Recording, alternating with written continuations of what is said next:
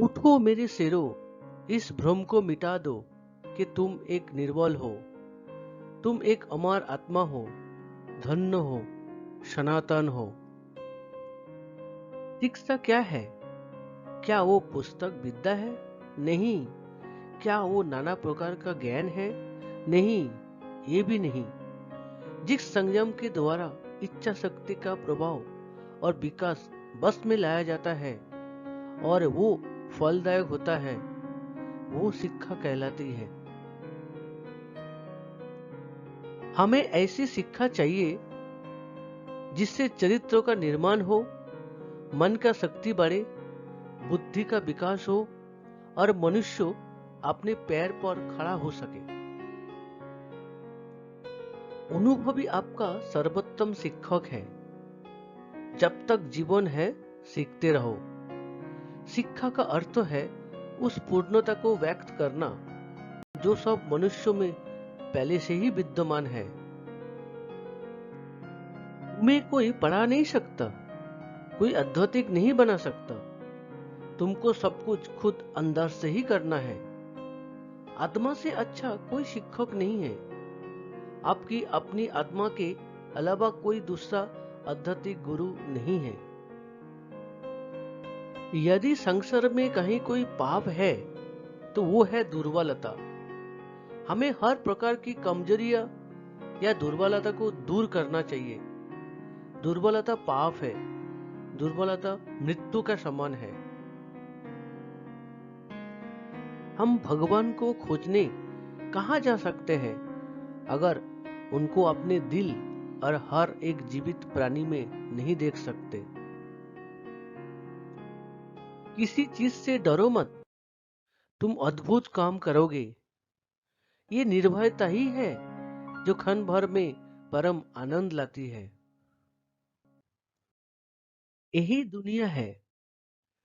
यदि तुम किसी का उपकार करो तो लोग उसे कोई महत्व नहीं देंगे, किंतु यही तुम उस कार्य को बंद कर दोगे, वो तुरंत तुम्हें बदमाश प्रमाणित करने में नहीं हिचकिचाएंगे। अगर धन दूसरों की भलाई करने में मदद करे तो इसका कुछ मूल्य है, अन्यथा ये सिर्फ बुराई का एक ढेर है और इससे जितना जल्दी छुटकारा मिल जाए उतना बेहतर है। यदि परिस्थितियों पर आपका मजबूत पकड़ है तो जहर उगलने वाला भी आपका कुछ नहीं बिगाड़ सकते। जितना हम दूसरों के साथ अच्छा करते हैं उतना ही हमारा हृदय पवित्र हो जाता है और भगवान उसमें बसता है। एक समय में एक काम करो और ऐसा करते समय अपनी पूरी आत्मा उसमें डाल दो और बाकी सब कुछ भूल जाओ। धर्म ही हमारा राष्ट्र की जीवन शक्ति है।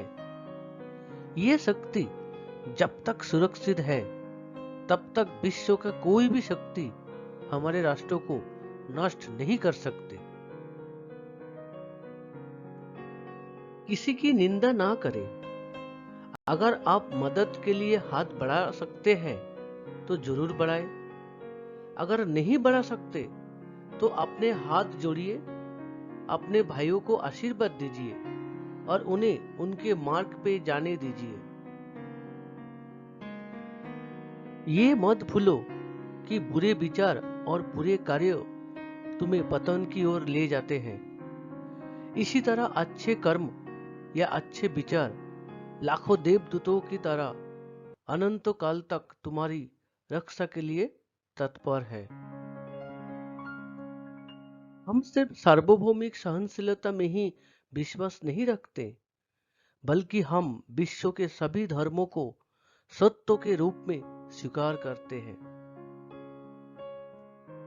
जब तक मनुष्यों का जीवन में सुख दुख नहीं आएगा तब तक मनुष्य को ये एहसास कैसे होगा कि जीवन में क्या सही है और क्या गलत है। हम वो है जो हमें हमारा सोच ने बनाया है। इसलिए इस बात का ध्यान रखिए कि आप क्या सोचते हैं। शब्द गौण है, विचार रहते हैं, वो दूर तक यात्रा करते हैं। जब तक आप खुद पे विश्वास नहीं करते, तब तक आप भगवान पे विश्वास नहीं कर सकते। कभी मत सोचिए कि आत्मा के लिए कुछ असंभव है।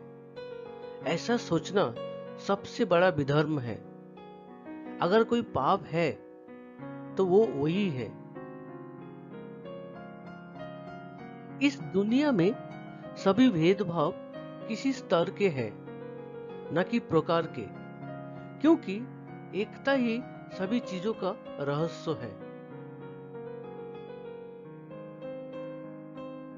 ब्रह्मांड की सारी शक्तियां पहले से हमारी है।